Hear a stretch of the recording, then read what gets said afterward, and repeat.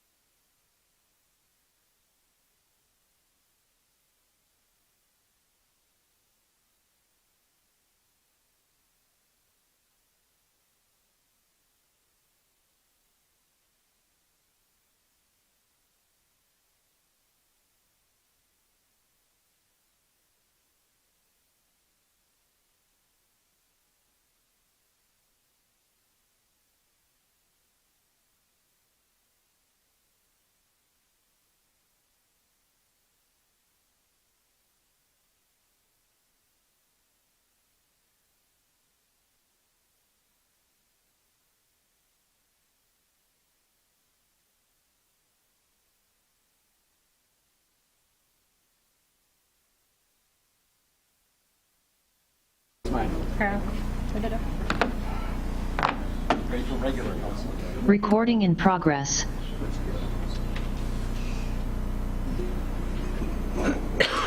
Okay, I'd like to invite Pastor Ray to come on up and give an invocation.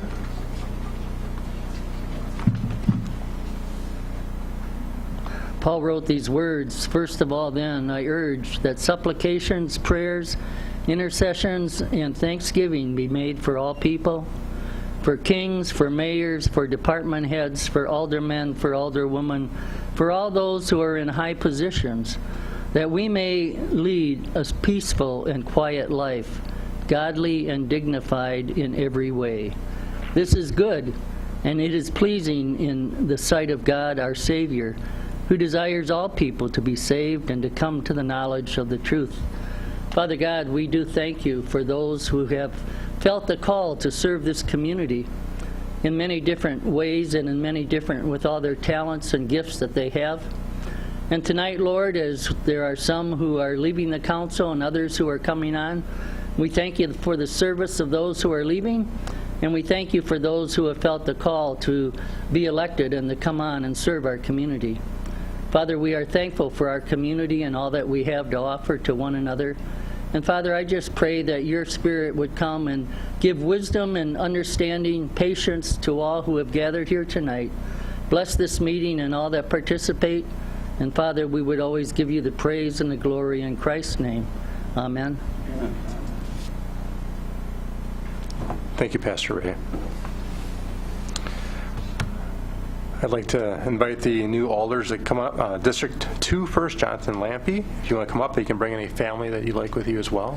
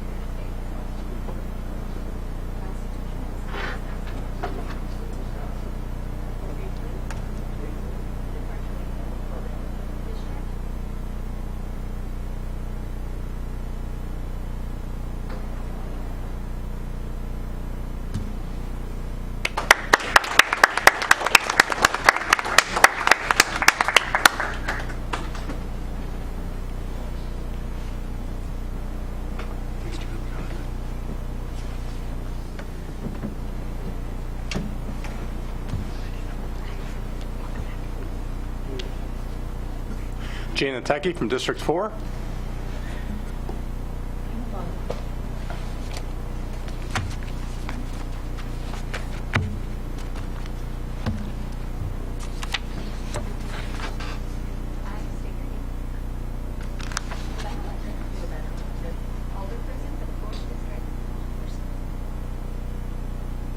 Watertown, swear that I will support the Constitution of the United States.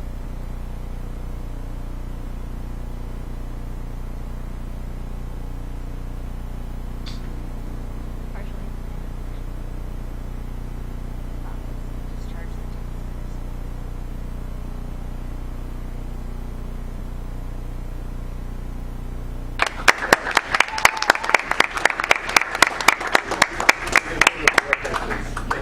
One more.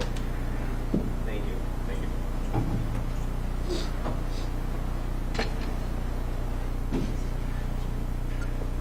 Fred Smith from District 6.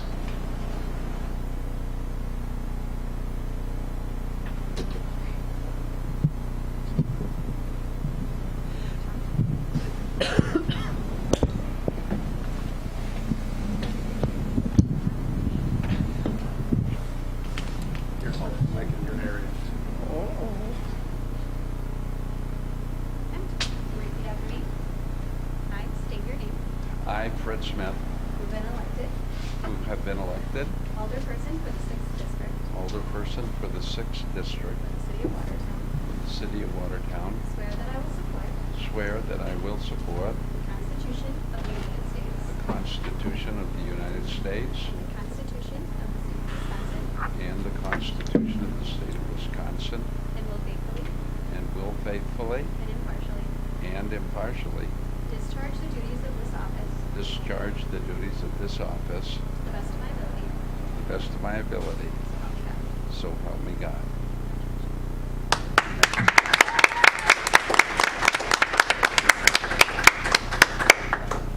One more, you guys. One more, you guys. Thank you. All right. 3, 2, 1. Oh, that's a good one. Rita Hazy, District 8.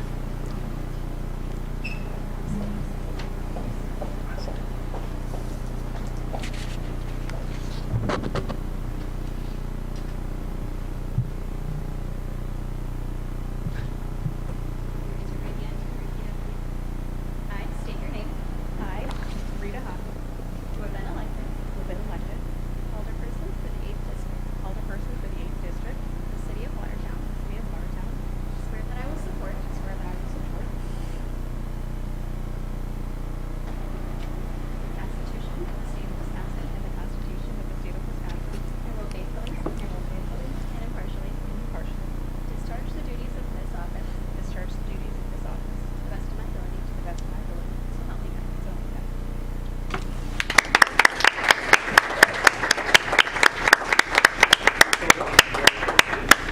You to the center, then you very much.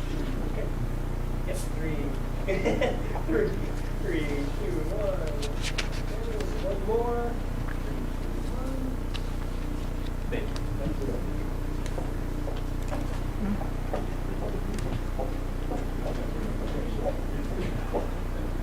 You're not up there.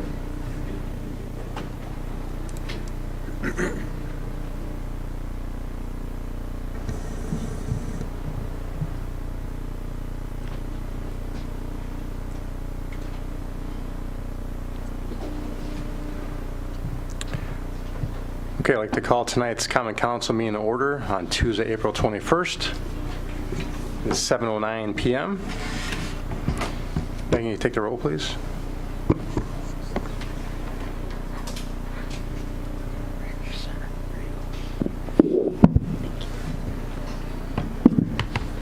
Davis. Here. Lampy. Here. Berg. Here. Nateki. Here. Blanky. Here. Smith. Here. Arnett. Here. Hasse. Here. Moldenhauer. Here. Okay, can you please stand for the Pledge of Allegiance? I pledge allegiance to the flag of the United States of America and to the republic for which it stands, one nation, under God, indivisible, with liberty and justice for all.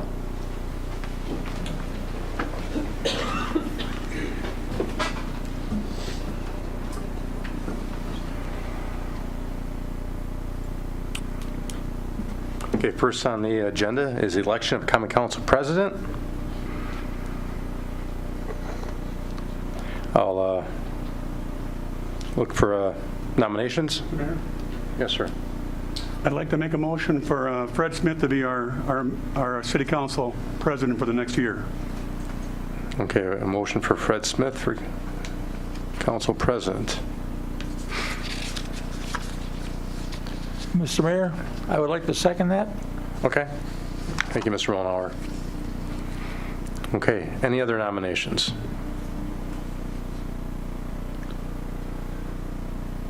Mr. Mayor?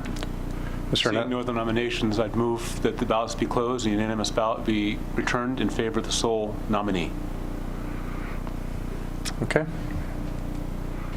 A motion to close. Any opposition? Okay. We'll keep going with the roll call, I believe. It was motioned by Mr. Berg, so you're first, I believe. Yeah. Berg, Aye. Nateki, Aye. Blanky, Aye. Smith, Aye.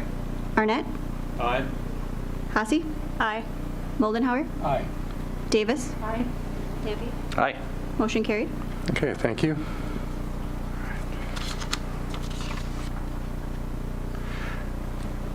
Next, election of Planning Commission members.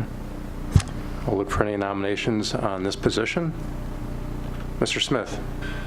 Mr. Mayor, I would like to nominate Alderperson Berg for the Plan Commission membership. Okay, we have a nomination for Alder Berg. Mr. Mayor, I'd like to second that. Okay, thank you, Mr. Mollenhour. Okay. That was, I was going to make a nomination, but you can make, do we vote on? No? Okay. I'd like to nominate Jonathan Lampy. okay.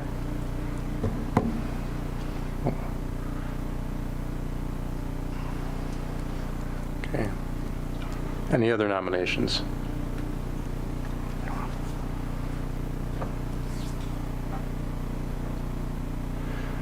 Okay, the Common Council presence on paper, this one's an open, so should we go with somebody or just everybody states which person they're voting for? Mr. Mayor, Oh, for sorry, need a second for Lampy yet? Okay. Second. Okay, Nateki, we have a second? Okay, I'll just double check. Any other nominations?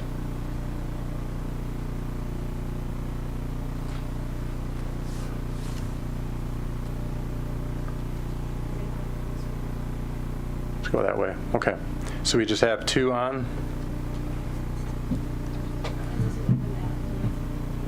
Yeah, voice vote. I guess who we start with, Fred Smith did the first.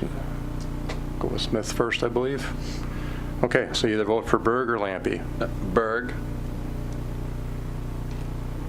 Berg. Hasse, Berg, Moldenhauer, Berg. Davis, Lampy, I'll abstain from this one. Thank you. Berg, I guess myself, Berg. Nateki, Lampy. Berg wins. Oh, I'm sorry. Mr. Blank Blanky. isn't. Berg.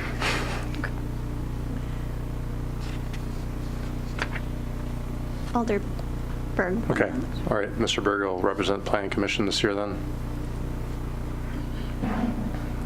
Choice is good. Okay. On my list.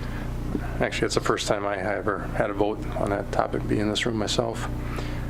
Okay, that spot is closed. We'll move on to minutes of council meeting held on April 6th. Mr. Smith? Move for the approval of the council minutes for Okay. the meeting of April 6th. Motion by Smith. Second. Second by Arnett. Questions, comments? Okay, all those in favor say aye. Aye. Opposed? Thank you. Next, we have comments and suggestions from citizens present.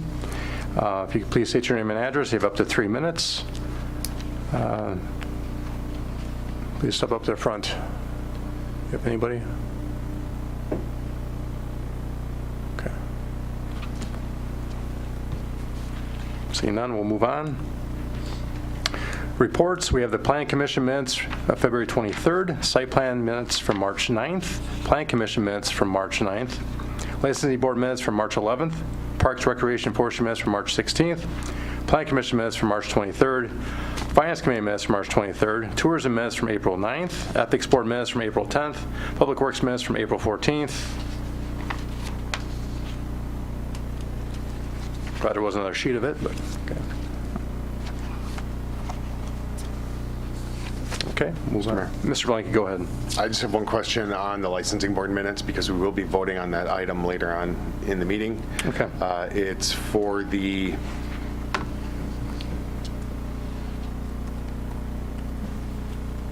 right now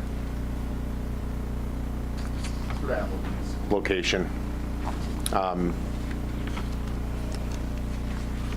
In front of you? I'll just cover it when we get to the licensing board. Or the licenses, rather. We can wait till later, sure. Okay, we'll move on to the next topic then. Communication recommendations. We have employee recognitions. I'll go to the top here.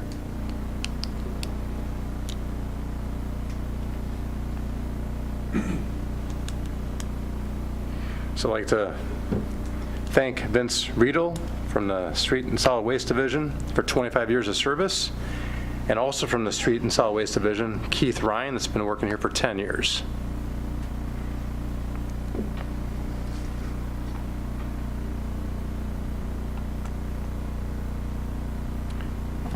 Next, we have a presentation on Watertown Family Connections by Stephanie Curtis.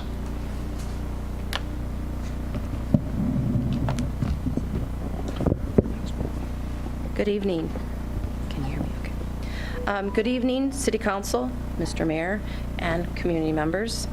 Thank you for giving me the opportunity tonight to speak to you as we recognize Family Strengthening Month and the essential role strong families play in the health, safety, and future of our city. For those of you I haven't met, my name is Stephanie Curtis, and I've had the privilege of serving as Executive Director of Watertown Family Connections for almost 21 years. This community is my home. This is where I raised my family. My roots are here.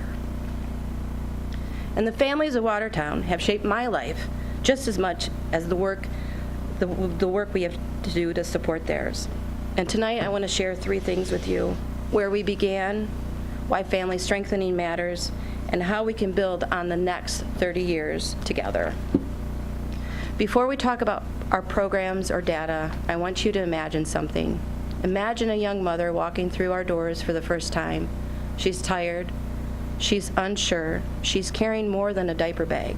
She's carrying fear, hope, and the weight of wanting to do everything right.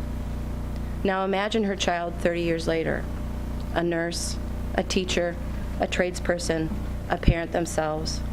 This is the story of Watertown Family Connections, not a story of buildings or budgets, but of the hands held, burdens shared, and futures shaped quietly, consistently, lovingly for 31 years, almost 32.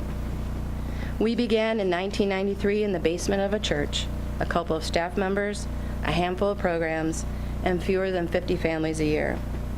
But even then, we had something powerful, a belief that every family deserves support, connection, and a place to belong. As needs grew, we moved into the Hawk, that became the YMCA, and eventually into our current home, the Watertown Public Library. Every move reflected the same truth. Families needed us, and we showed up. And I want to pause here to say something important. For more than 30 years, the City of Watertown has stood beside us. Your support, your investment has helped ensure that families in this community have had a safe place to land, a place to grow, and a place to belong. Because of the city's commitment, thousands of families have found connection, confidence, and community. Your investment has shaped childhoods, strengthened parents, and built the foundation for the next generation of Watertown's workforce, caregivers, leaders, and business owners. On behalf of Watertown Family Connections and the families that we serve, I want to thank you. Your support has mattered, and it continues to matter. Today, we serve hundreds of families each year, offering early childhood programs, parent education, support, resource navigation, outreach, and community building opportunities.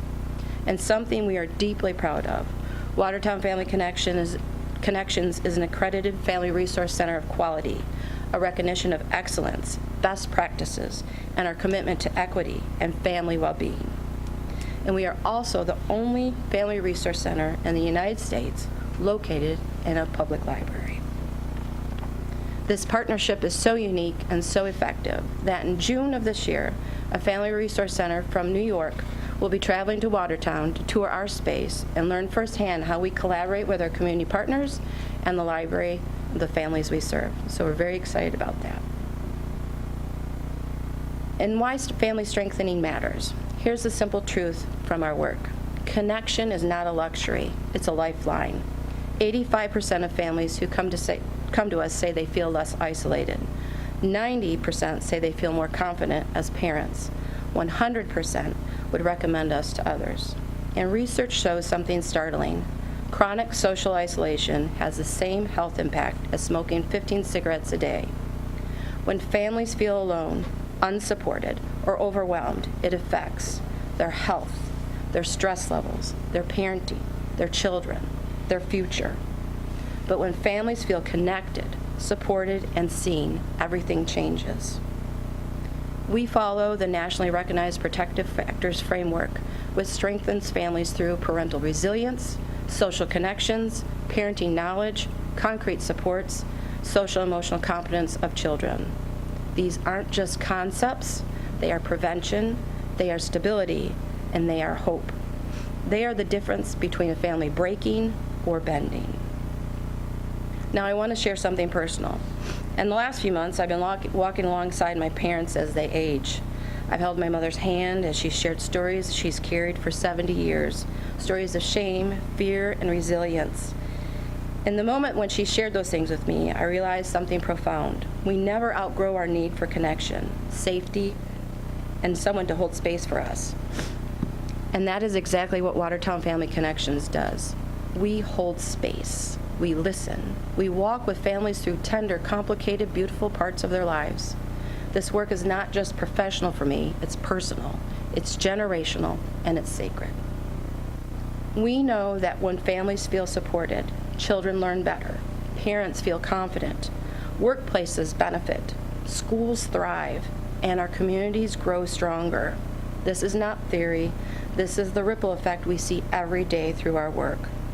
The toddlers who once toddled through our doors are now nurses, teachers, welders, engineers, business owners, and parents themselves.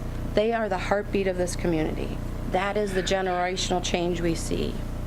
And we know we can't do it alone, and we can't ignore it. We are strong, but we are not meant to be solitary. Families are complex. Needs are complex. And no single organization can meet those needs in isolation.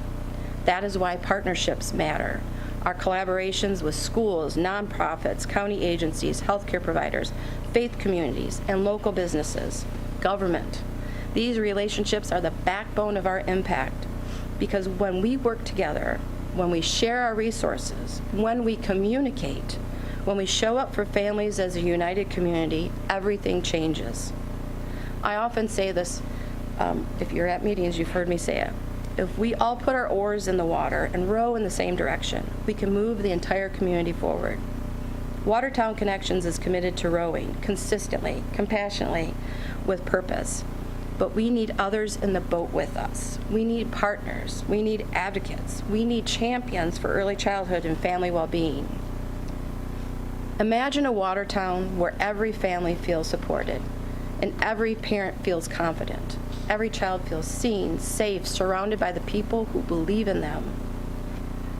Imagine a community where early childhood is a priority and not an afterthought, where asking for help is met with compassion and not judgment.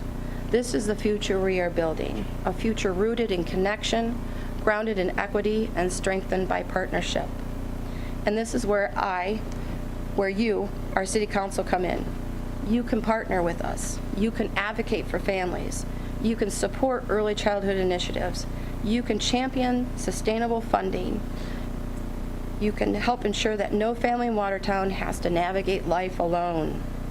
Every action strengthens family, and every family strengthens our community. When I think about nearly the last 32 years of Watertown Family Connections, I don't think about the numbers. I think about the moments. A parent exhaling for the first time in weeks. A child laughing in the room where they feel safe. A family finding connection when they thought they were alone. These are the moments, the quiet threads that have woven the fabric of Watertown Family Connections. And we carry not only the stories of the past 31 years, but the responsibility and honor of continuing this work with excellence, integrity, and heart. The families walking through our doors, like I said, are the future nurses, teachers, homeowners, welders, engineers, caregivers, business owners, and the leaders of Watertown.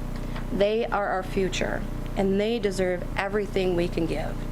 And as we look ahead, I want to return to that image of rowing, because the truth is, when we do put our oars in the water and row together, we move this entire community forward. Watertown Connections, again, is committed to rowing every day with purpose and compassion, and with the families of this community at the center of our work. Again, we cannot do it alone. We were never meant to. So tonight, as we honor Family Strengthening Month, I want to say this clearly. We hope the City of Watertown will stay in the boat with us, because you're already there. Continue rowing alongside us. Continue moving forward with us towards stronger families, stronger connections, and a stronger community for everyone who calls Watertown home. Because when we row together, we don't just move forward, we build a future worthy of the families we serve here. And I want to thank you for believing in our work at Watertown Family Connections. Thank you for believing in the families of Watertown. And thank you for helping us build on the next 30-plus years together. Thank you. And if you have any questions, I'm here if I have time. So, no questions? Anybody have a question for Ms. Curtis? Mr. Lampe, go ahead. I just wanted to say thank you for highlighting one of the essential services that the city provides.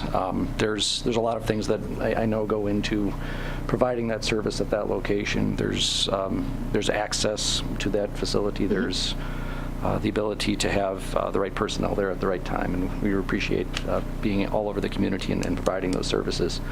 Also appreciate the report. If there's something else that I think might be useful to the council, it's a little bit in terms of some of the bridging services that the Family Center provides for some of the families who are basically in transition, let's say from some of the criminal aspects of our police department and whatnot. So for bridging people, so for instance, we technically serve families 0 to 5, but we will help individuals who come into the library who are in need of resources. We'll connect them to the resources. Also, over the last year, we are working with the Community Action Coalition, and they are co-locating with us once a week so that they can have office space right downtown and seeing individuals. So that's been a tremendous help, not only for us, but for the Watertown Public Library, that there's a location for people to go who are in need. We also work with Crossroads Rental Assistance, so we're a location where people can pick up those applications. And if people need assistance getting their application scanned and making that connection, we'll do that. And also, we don't just give a phone number to somebody. We try to make sure it's a warm handoff, making sure that they are connected to who they need to see.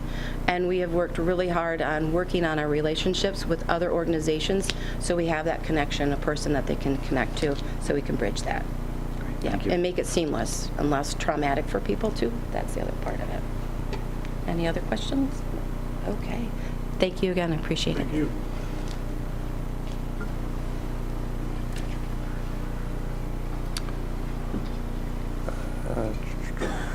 Next, we have an update on the April 2026 rain event and flood response efforts. There's a good memo in there. Mr. Byers here with any questions. I think it's been a week since we were staying in the rain together, I think, Andrew. Right. So a bit of context. The city and much of the surrounding area experienced significant rainfall events last Tuesday, April 14th. The memo in the packet this evening details the event, the response, and the impacts. And I've got Marie McBroom, our Stormwater Project Manager, and myself who can answer questions this evening for you all. Yes. What was the total rainfall over the 3 days combined? You have the one for the 14th, but the other two. You have that one? About 5.5 inches. The National Weather Service updates today, and they're compiling the week, and they are about 5.5. I've seen some different numbers. It depends on where in the city you're taking the leads from. Thank you.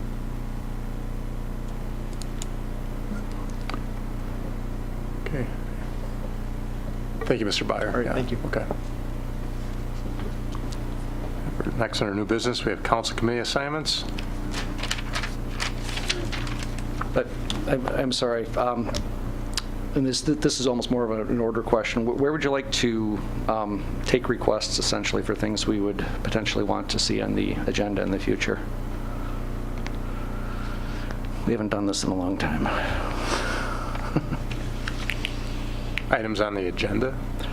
Or updates on certain matters. Like what is our avenue for that? Well, if you tell me, I can put it on there, unless you think for some reason that the council needs to vote on it, but. Do you want me to do it now, or email, or?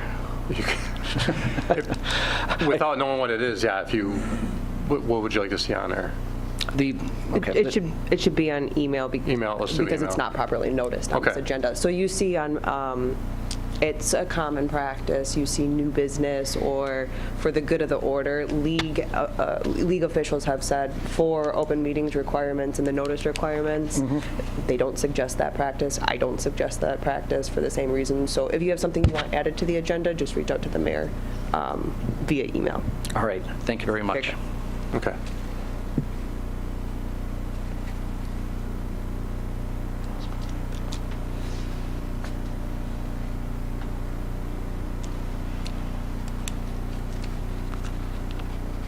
Okay, I'll go back to council committee assignments. Mr. Smith. Mr. Mayor, I would move for the approval of your committee appointments, specifically the revised one that came out most recently. Okay. Thank you, Mr. Smith. I'll second. Okay, second by Arnett. Okay, questions, comments? Mayor? Ms. Davis? I have a few comments. First of all, I wanted to just express that I appreciate the time and thought that goes into appointing all of the council members to this long list of committees. It's not easy. It's very difficult to do that. Specifically in regards to the Finance Committee, I recognize the mayor's authority and responsibility in shaping a team that can effectively guide important financial decisions. And so definitely that is an important thing that is being considered when shaping the Finance Committee. And then, as we see tonight, these committee appointments come to us as council members to then approve through a vote. So we then bear some responsibility as council members as well. But tonight I'd like to offer a perspective that may be worth considering as these appointments move forward, either tonight or perhaps for future consideration in a future year. 3 out of the 4 members on the Finance Committee were replaced in a single year this year. 3 out of the 4 members were replaced in just 1 year. And doing that naturally brings significant change to the committee's dynamic. While fresh perspectives can definitely be valuable, they're very helpful. Continuity and a range of viewpoints can be just as important in maintaining balanced and well-informed decision-making. In that spirit, diversity of experience, and by experience I mean experience professionally, personally, and even the experience that comes from a variety of demographics. Having that diversity experience tends to strengthen any group tasked with the complex responsibilities that the Finance Committee has to solve. I'll give you an example. Last year on the Finance Committee, the budgeting process was very challenging. But to be honest, it's challenging every year. It's just really hard. It's difficult work. And there were times last year where we had some contentious conversations. And I actually see that as a good thing, because that's evidence of healthy diversity of thought and backgrounds and experience. And in that, those difficult conversations, that's where you arrive on good solutions and really valuable solutions for the whole community. The council currently includes capable female members, and having their perspective represented on the Finance Committee this upcoming year could have added to the breadth of discussion and insight. Now listen, this is definitely not about meeting a specific quota, checking a box, or meeting a certain requirement. It's all about having a variety of perspectives and incorporating those varieties of perspectives to come to good solutions. It's a lot harder to have a variety of perspectives. It's easier to have homogeneous kind of approach where there's less of a variety of differences. But when we have committees that have a variety of backgrounds, we're going to come to really good and solid decisions. And so I just ask that we would consider that either tonight or as we head into the future and have committee appointments made in the future. Thank you.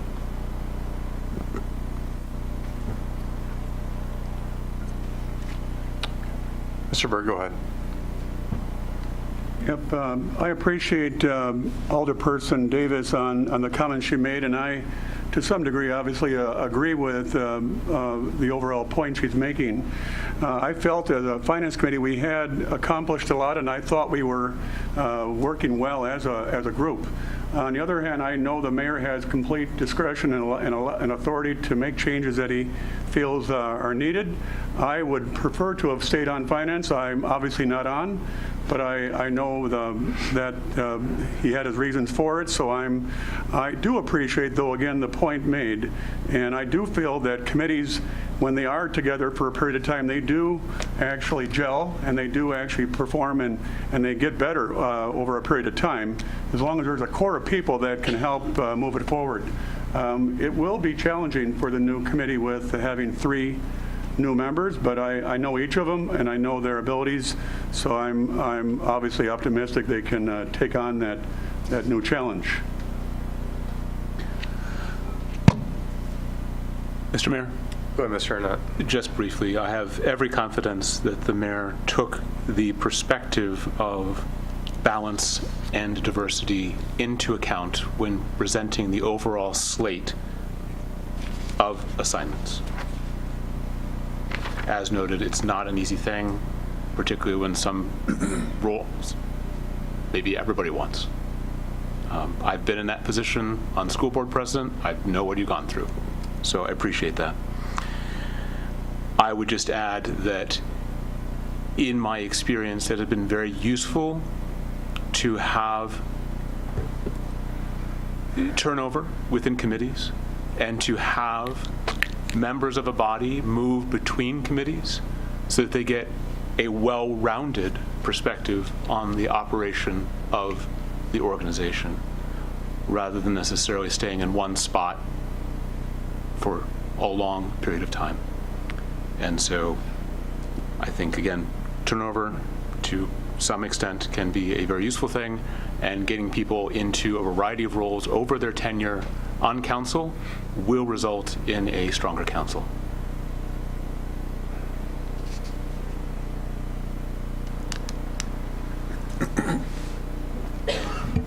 I taught 3rd grade for 5 years and moved on to middle school. It was a good change for me. And at times I changed the subject levels.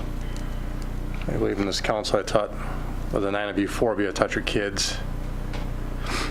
And I went back to elementary, gave me a good, fresh perspective on teaching.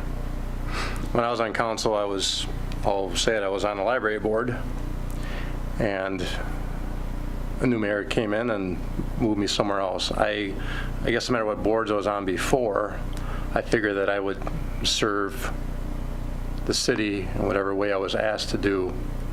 I was excited to be on the council, and I always looked at I would serve no matter what boards I had. Change can be good. I think having if someone served 6 years on the same boards all the time, it's not the same. You'll go on different boards, you see different aspects of the city.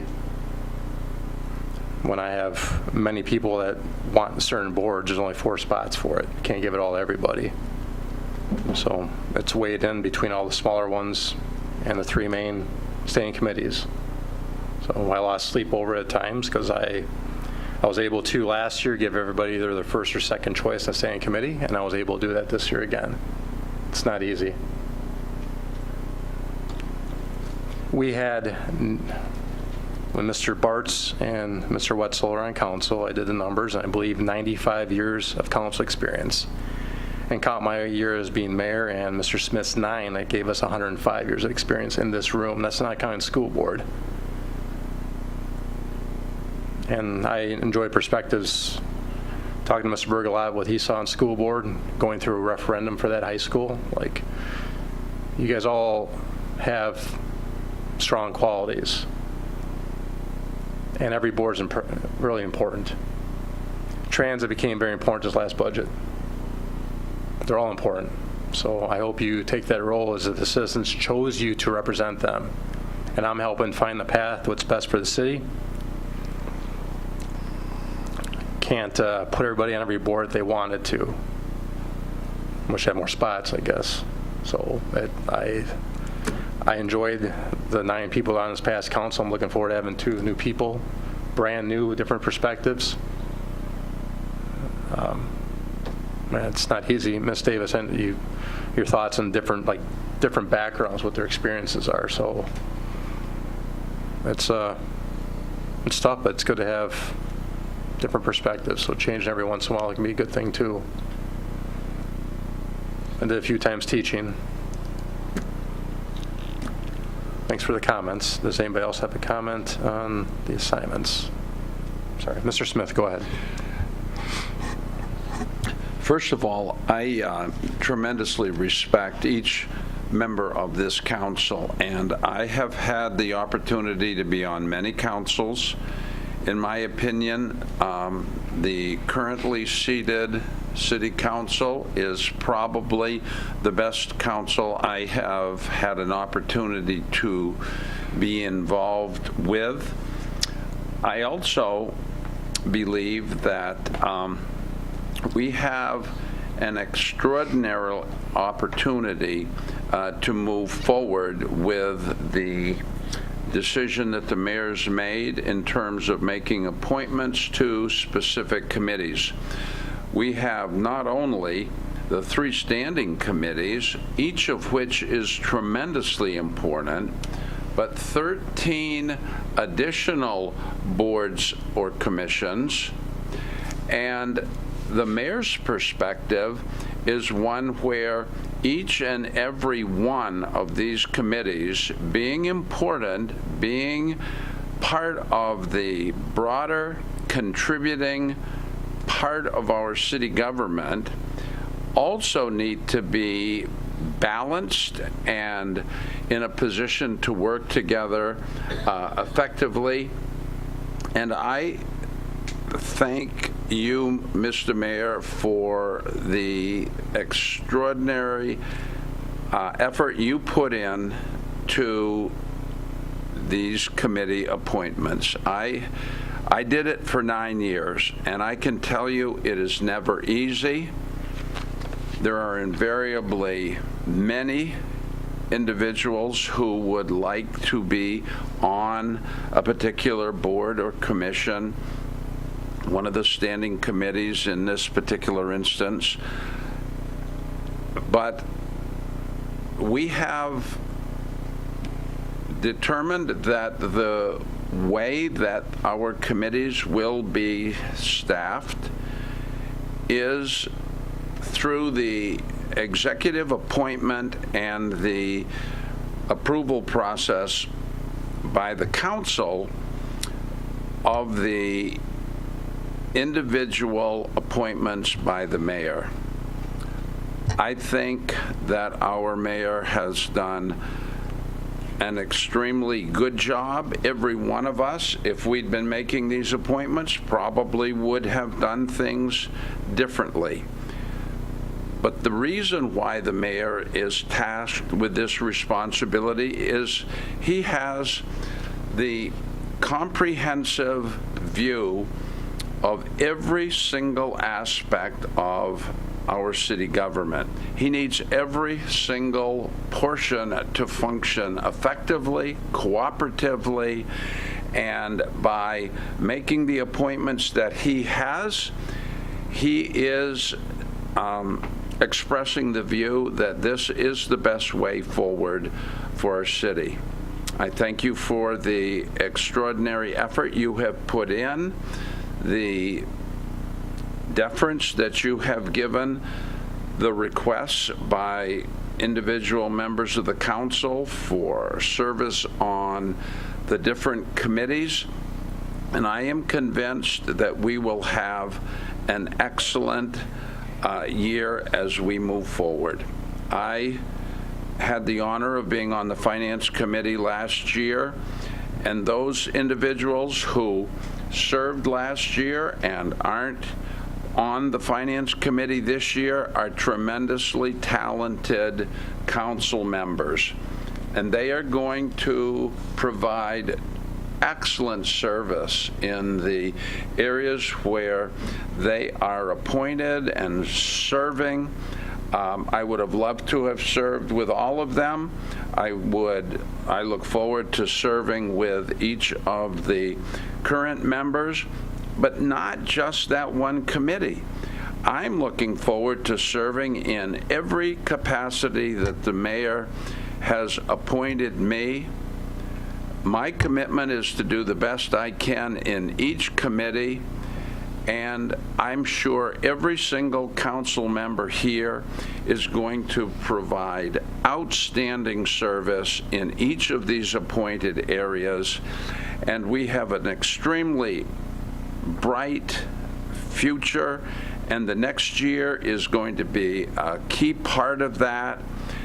And as we move forward, I think our commitment in working together and recognizing that diversity is expressed in each one of these different committees, and the diversity of the perspectives of those on our council, is one of the underlying aspects of what I consider to be a very, very excellent body of representatives.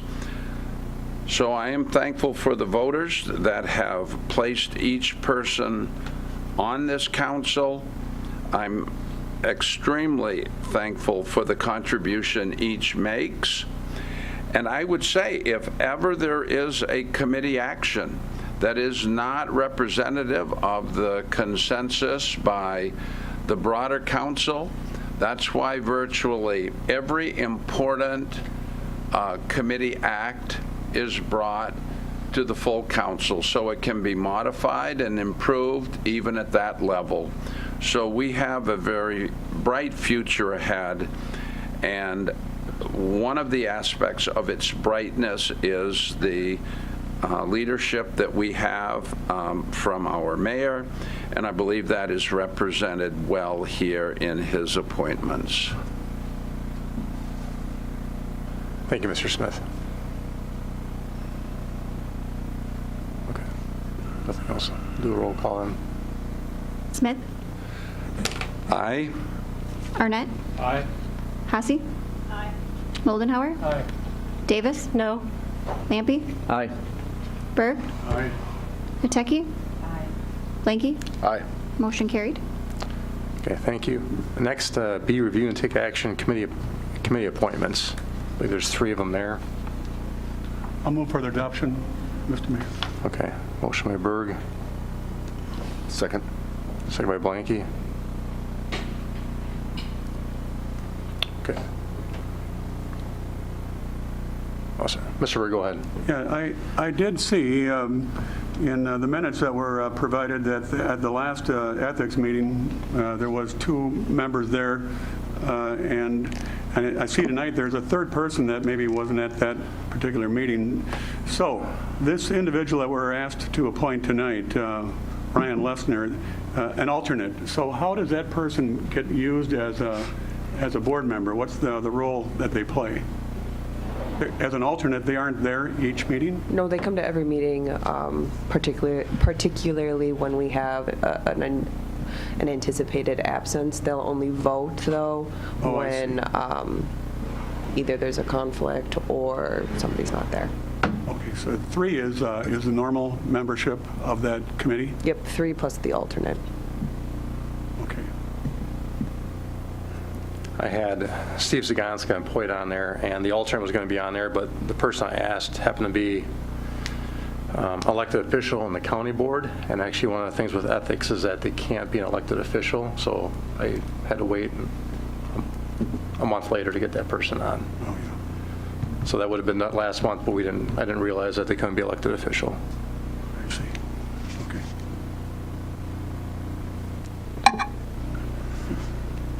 Okay, if nothing else, we'll do a roll in.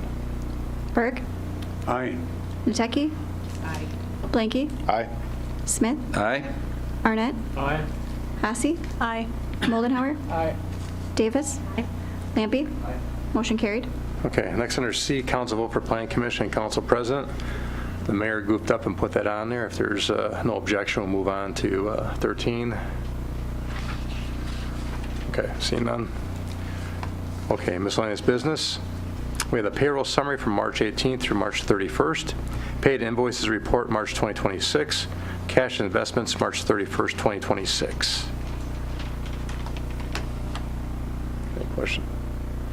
Yeah, and Mr. Berg, just saying we have 2 new people on here, so generally if there's a question, comment, just kind of raise your hand or so I'll call on you. But Mr. Berg, go ahead. Just going to make the comment that in looking at the police and fire, it appears, at least for now, after 3 months of expenditure, that they are, at least to the extent that into the balance of the year, they will, at least in this case, at least going right now, their expenditures for overtime in comparison to what I guess looked at, I think they're doing comparatively well this year, and hopefully they can stay within budget to a higher likelihood than last year. Okay. Any other comments? Okay. Move on to licenses. There's a licensing memo to council from the clerk. Mr. Mayor? Mr. Blanky, yeah. You remembered now? No, it's just easier to find here. Okay. So the only question I had was, there was a condition for the Applebee's that they pass inspection. That's normal. I noticed there was not one for the current occupant, which has moved to surrender the license. Did that license transfer to the new location for that, for Fiesta Los Margaritas? Okay, thank you. Mr. Lampy, go ahead. I have another one, and again, I'm not too familiar with the licensing side, so let me know if this one applies there. Is there a part in our licensing that requires accurate signage in front of the establishment in terms of what the place is? That's not usually tied to the service point.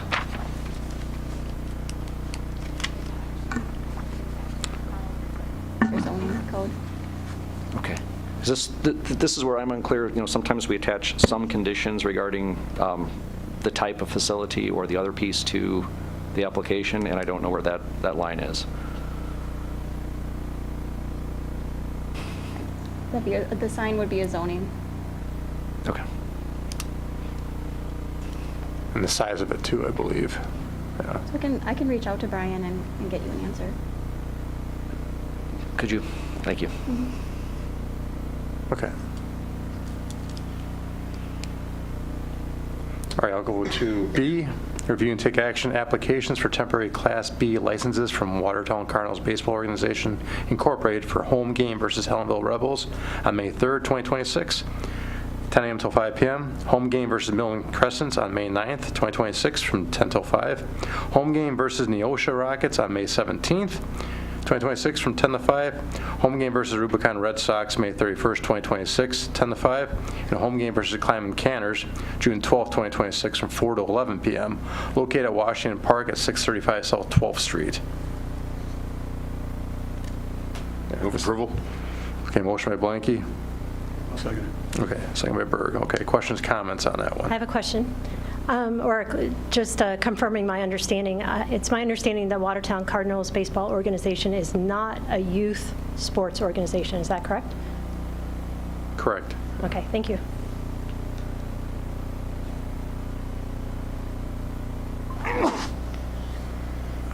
Okay. All those in favor say aye. Aye. Opposed? Thank you. Okay, next C, review and take action application for a Class B mountain liquor license from App Hop Watertown Incorporated DBA Applebee's Neighborhood Grill and Bar and IHOP Walter Salaveria agent located at 1512 South Church Street for licensing year July 1st, 2025 through June 30th, 2026. And any motions, please list the conditions. Mr. Blanky. Mr. Mayor, I'll move approval with the condition that the applicant pass all city inspections. Okay. All city inspections pass. Okay. Second? Second by Molnauer. Okay. Questions, comments on that one? Okay. All those in favor say aye. Aye. Opposed? Thank you. Next, under ordinances, ordinance 2612, ordinance to repeal 24-25, 24-26, 24-27 of the City of Watertown General Ordinances, sponsored by Alderman Lampy and the Park and Rec and Forestry Commission on its second reading. Mr. Lampy. I would move to approve ordinance 2612. Okay, motion by Lampy. I second. Okay, second by Nateki. Okay. Anything on that? Mr. Lampy, go ahead. For those who were here 2 weeks ago, I'm just going to repeat a couple of the comments from that. This is basically to clean up a section in the ordinance. A lot of the decisions around the commission and what would happen thereafter were made in previous meetings. So this is basically just paperwork to follow previous decisions. Okay. Thank you, Mr. Lampy. Okay. Take a roll call. Lampy. Aye. Berg. Aye. Nateki. Aye. Blanky. Aye. Smith. Aye. Arnett. Aye. Hassey. Moldenhauer. Davis. Motion carried. Okay, thank you. Next, ordinance 26-13, ordinance to repeal and create sections 65.8 and 65.9 of the City of Watertown General Ordinances, sponsored by myself from the Ethics Board on its first reading. Mr. Mayor, I move for first reading on 2613. Okay, motion by Arnett. Second by Lampy. Okay, questions, comments on it? Mr. Berg, go ahead. Hey, Mr. Mayor, I did look at the minutes again that were provided tonight, and it shows that this meeting occurred and it lasted 13 minutes. And during that time, is this the topic that they actually did discuss for that 13 minutes and then recommend it to the council, or did they have a previous meeting that would have absorbed and allowed them to understand this topic? They had a prior meeting in March that they considered this particular topic. I believe at this month's meeting, there's a weird provision in the existing ethics board rules. It'll be coming before this body at the next meeting, but they have to, if they are making or proposing amendments to the ethics board committee rules, they have to meet twice. So that's what the topic was at this month's meeting. It was just a repeat, looking again. Previously discussed. Correct. But this particular ordinance was not considered at the April meeting. That was at the March meeting. Okay. And this is new information that we now, as elected officials, we have to fill out? Correct. So that's the city's existing form that has been utilized since, I believe, 2022 when it was created. It was created by us. It can be changed by us. I had a request from another council person to provide that to this body tonight. Yeah. I filled it out for the first time when I ran to get on. Thank you. Mr. Lampe, go ahead. I was that other council person. I do appreciate some of the back and forth that we had on this thing. There were some concerns, I think, with previous iterations of this from some of the other professionals who serve on some of the committees and basically just donate their time here or there. I was happy to see that the ordinance here did exclude some of the concerns of some of the folks that I talked to over the past couple of years. I think that this is very good as is. I think it balances essentially the ethics board right to know what interests we have with a degree of discretion. And with that degree of discretion, one of the things I guess I'd like just to restate here is in terms of the amount of redaction that occurs if a request for one of these forms is made under a Freedom of Information Act. Sure. So if we got, yes, these would be subject to a public records request. If we got that information, we would obviously, it gets a little,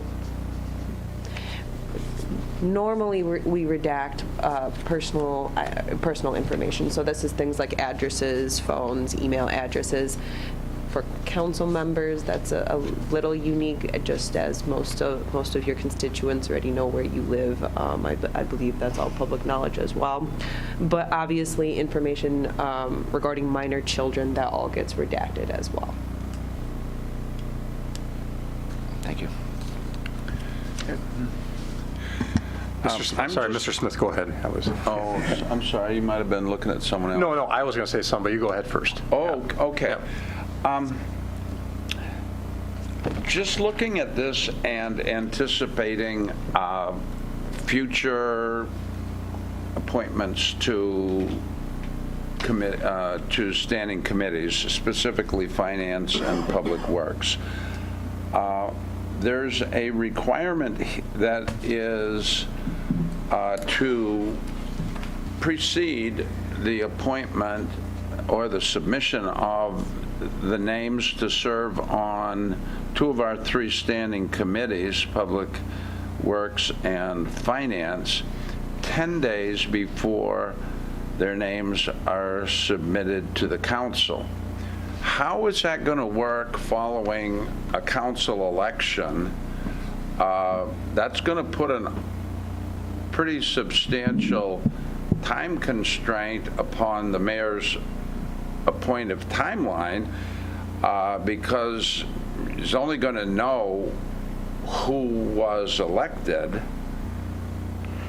2 weeks before this, the submission of those names to the council. So that would give him 4 days to complete the determination of who's going to serve on those two committees such that they can, in a timely manner, submit the statement necessary because then the clock starts ticking before those names can be submitted to the council. And I'm just wondering if that's a realistic timeline. So that provision only applies to any citizen members. Council members would have already submitted this information. So it's due for candidates for elected office when you're returning your nomination papers, or if you're an existing council member, we do those annually.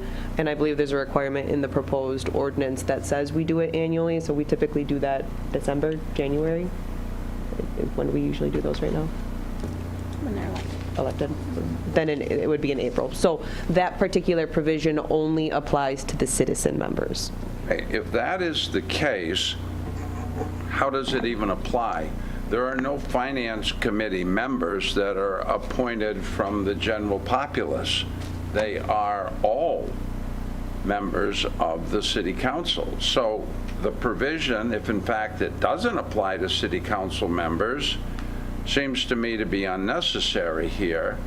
Sure, but there is a citizen member that sits upon Public Works. On Public Works, exactly, but you have included in this ordinance the Finance Committee, which has no citizen members. So my presumption was it applies, that the word persons applies to council members being appointed to the Finance Committee. Sure. So it applies, the requirements apply to both elected officials and appointed individuals, but only those limited to finance and public works. When this was originally brought before the Ethics Board, we had it applying to all boards and commissions, but they shared the same concerns that Alderperson Lampy had, that this would discourage potentially individuals for volunteering their time. So that was a recommendation from the Ethics Board to only have the statement of economic interest apply to those committee members or those committees that are more likely than others to see the kinds of conflict of interest that the form is looking at eliminating or disclosing. I think I can clarify. So I think the point that's being made is that for all existing members of council, the form is already in file. What's that? For all existing council members, the form is already on file. There's no new form required. The form is already on file. And for any newly elected members, the form would also be on file because they would have filed it when they filed their candidacy. Mm-hmm. So effectively, it does apply to everyone, but the fact of the matter is, for council members, it's already on file for everyone.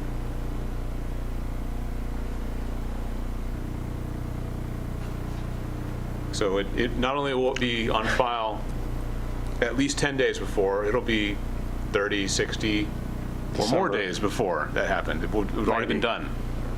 I think that was the point that was being made. It applies to all members, council and otherwise, but the fact of the matter is, for council members, it's already on file. That's what I understood. Ms. Nteki, you had something first? Yeah, I'm looking at the sheet for the first time right now, so that's Okay. something I have to fill out. And this would be new for next year's coming up, so, yeah. Okay, Ms. Davis? So following up on that, to be clear, it does not apply to current council members?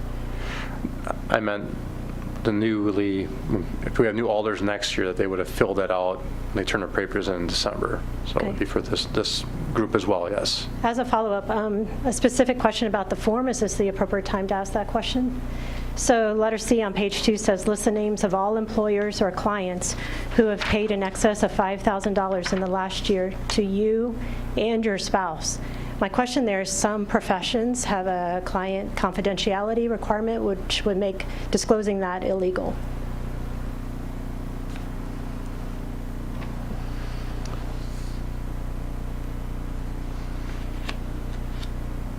So this comes from subsection D of our ethics code. It says $3,000 there, so I'm not entirely sure where the $5,000 comes from.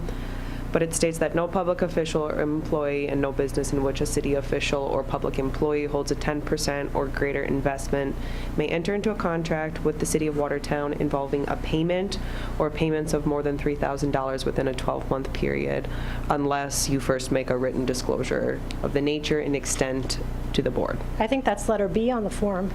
I'm referring to letter C. So B is getting at the interest. I believe the intent of the form is to separate that out for the payment dollar amount into C. So you're saying that letter C is relating only to funds received from the city of Watertown? Because it says, list the names of all employers or clients who have paid in excess of $5,000 in the last year to you and your spouse. Okay, I understand your point. I guess for your concern, if you noted that this is a conflict on the form, that's something, should we receive a public records request, we take that into consideration and would notify you and most likely do a redaction for. Is this letter C coming from some state requirement? I do not know where letter C came from. This is a form that was in place before I started with Watertown. So my recommendation would be for us to investigate whether letter C is a required aspect of this statement of economic interest form, or whether we could not require that.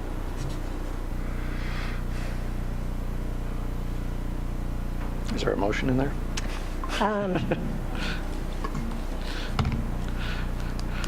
Yeah, we don't need a formal action on that. We can just make revisions to the form by general consensus. If I had to guess, we probably copied it from somewhere else. Mr. Lampe, go ahead. Yeah. I guess I will pile on a little bit and note that the mention of clients in particular was one of the concerns of, again, some of the professionals who, again, do work in the community where they charge more than a certain amount to other folks in the community. We just had a massage ordinance that had the same thing on it, but listing the clients. But not the dollar amount. Yeah. And it could be initials, actually, not just the client's names. So you're thinking like it was HIPAA if it's a medical, someone in the medical field, right? So it could just be initials. Okay. Go ahead, Mrs. Davis. So I do also want to point out, which is probably obvious to everybody, this would be available by the public records. It's a public record then, this information. So that's also why letter C is concerning. And I also want to say that this is not required by the state for Common Council elected officials to complete the statement of economic interests. The state does have requirements, but the state does not require Common Council members to complete this, is my understanding. Judges are required, mayors are required, and there is a designated people who must do this according to the state. But Common Council's members are not required. However, municipalities can choose, and that seems to be what's happening tonight. The idea is to protect citizens too, in case there's something that you should abstain on as well. It's for everyone's protection as well. We did have, when I was on council, we did have someone had to leave the council because their work changed and they exceeded the amount of work to be done by the city. And I guess within our ethics code, we'll cover this at a committee of the whole in the near future. There are a number of, the form is an easy way of notifying and disclosing to the board the requirements that are set forth in our Chapter 65 under conflict of interest. So we'll go over that at the committee of the whole. I just encourage council to take a look at those if those types of situations come up. So it's disclosure of gifts, services that exceed $50.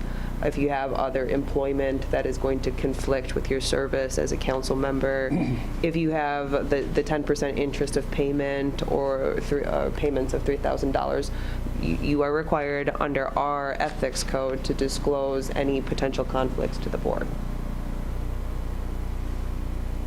Ms. Davis. And I would just say that's in place whether or not a form is signed. Correct.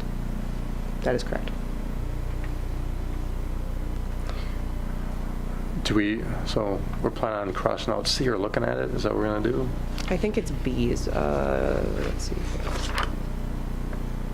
Yes, or we could do some revisions to it.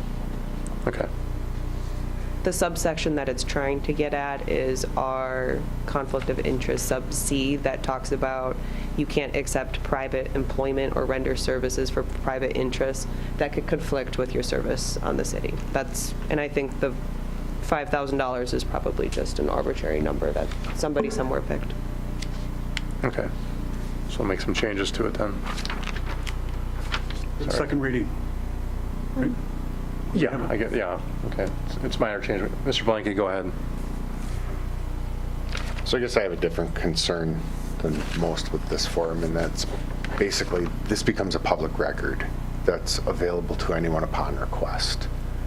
Now, normally I'm 100% in favor of the public being informed on everything we do. However, in light of recent events and being doxxed and having my personal address put out because of a vote that this council took, I have a much stronger feeling on this. So people I do business with, property I may own, now that can be doxxed as well. And people who are in my orbit, property that's in my orbit, now also can be affected because of a vote that I took on this council floor. That's extremely concerning to me, especially on something that's not required by the state. What parts are redacted again? So we would redact personal address, personal phone number, personal email, not city email, minor children information. But people I do business with, real estate parcels I own, Correct. that would be public record. Correct. So if I were to own a rental property, that would become public record, even if I owned it under an LLC, and it could be targeted. So I have that, it's a concern. I never thought I'd have to deal with that concern in Watertown, but I do now. Oh. It would already. For what it's worth, the county records are fully public. Everybody can know where everybody's owned parcels are. Look at our GIS too. It's not just City of Watertown. It's a whole lot easier to just look it up on the counties. But this makes it a one-stop shop. I'd at least prefer that they have to do a little work for it. But people I do business with isn't necessarily on there.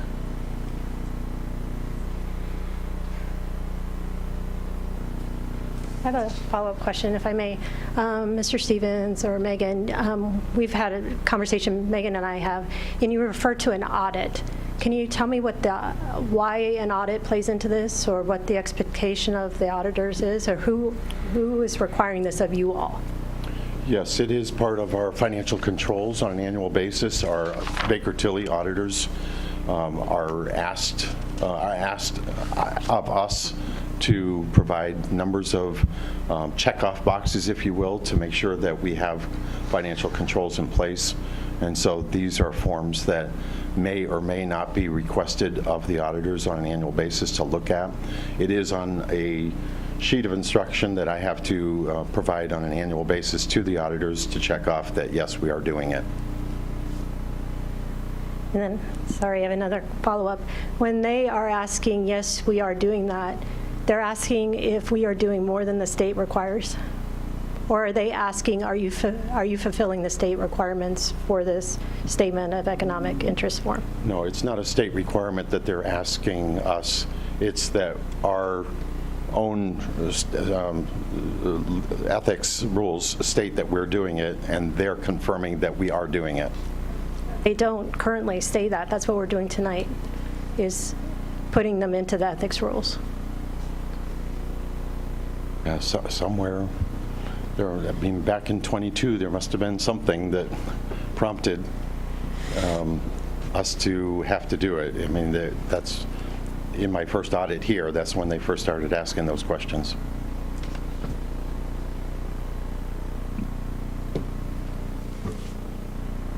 Okay. Anything else?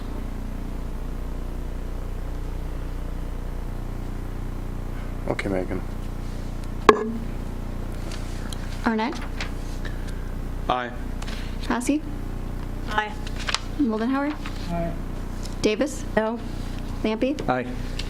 Berg? Aye. Notecki? Aye. Blakey? No. Smith? No. Motion carried. Okay, thank you. Apologize, Mr. Ryan. Mayor, for clarification, we just passed this as a first reading, and are we looking for revisions to the ordinance or to the form or both ahead of the next council? Well, right now I heard for the form, specifically C, I believe, so we can make changes to it and see a copy and, yeah. I think it would be helpful, and maybe I'm overlooking, you said there would be things redacted. Where is that specified, either on the form or in the code? That's in the public records state code, which is chapter 19 of state code. It might be helpful to refer to that somewhere, either on the form or so that the person filling out the form has the assurances. Thank you.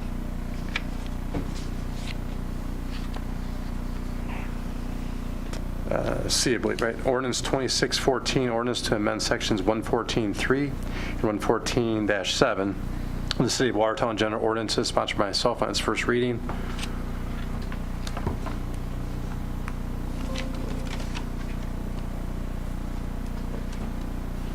Mr. Mayor. Sorry. Mr. Lampe, go ahead. All right. I would move for ordinance 2614. Okay, motion by Lampe. Second by Blanky. Okay, questions, comments on item C? This is Mr. Berg, go ahead, sir. Mr. Mayor, I'm appreciative of the ordinance as far as some of the intent behind it being in front of us. I have a couple items that I did see that stood out a bit for me personally. I'm able to say I've been on the council on and off for over 20 years, and 20 years plus, I was as a council member involved in helping to change the agenda to allow a second chance for public comment, and that went into effect again over 20 years ago. So it's there, and it does have benefit of being used periodically, not as often as the first chance for public comment, but it does show up in different occasions. So my comment is that on that second page of your ordinance, you're making reference to the fact that an individual can only speak once.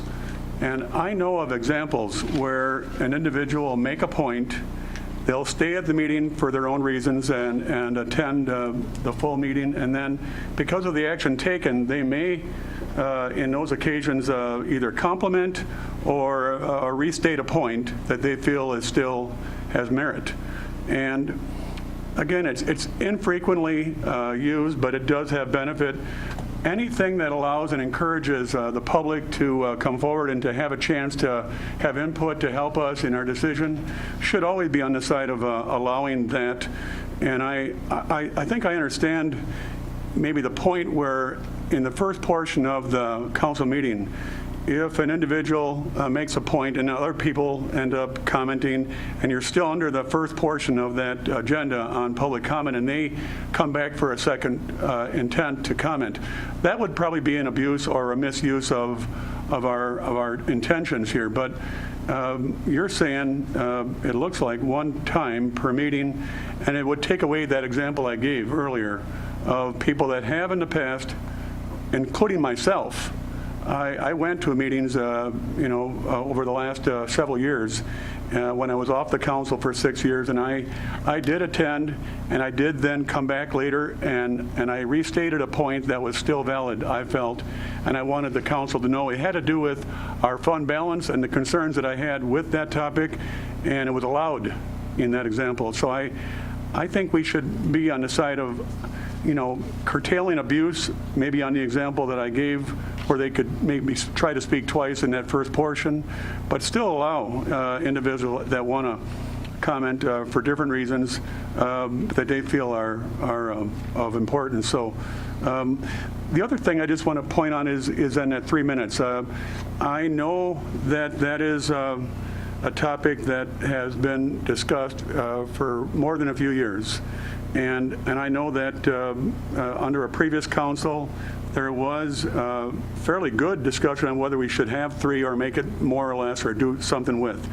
I was at the time in favor of not even having, I think people can abuse, but I know when I came here a few times as a private citizen and I commented on the budget, it's next to impossible to actually state your case and make points on a topic like the budget within the 3 minutes. And initially, Mark was pretty good with the timer and reminded me on my 3 minutes being up.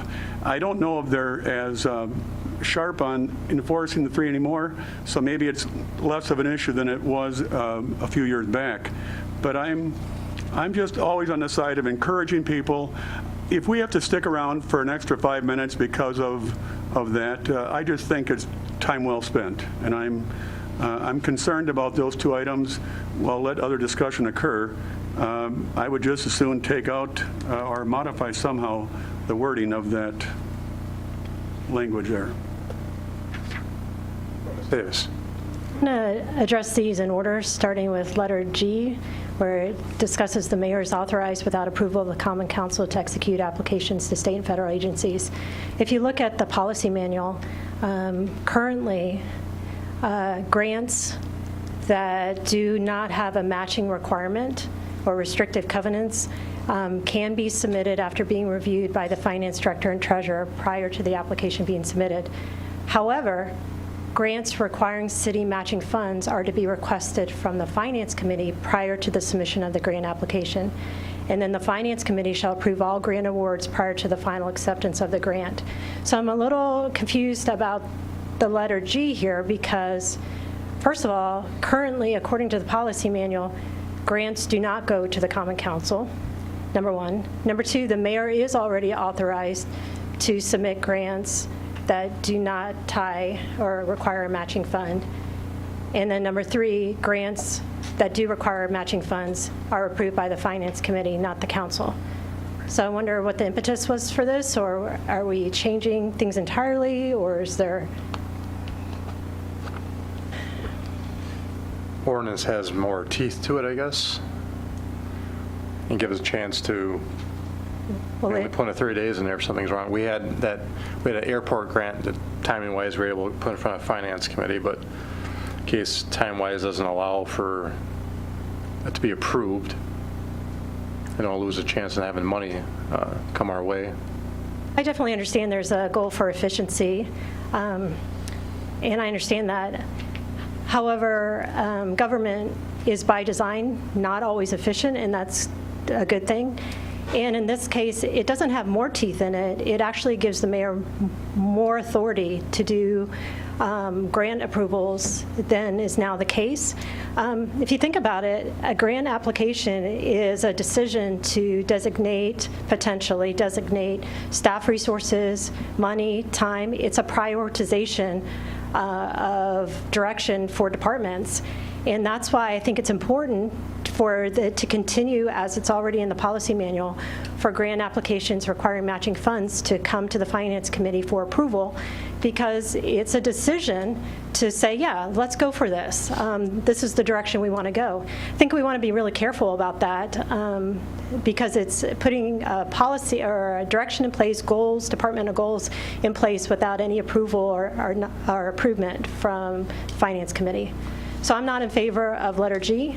I'm in favor with the policy as it's currently in place in our policy manual.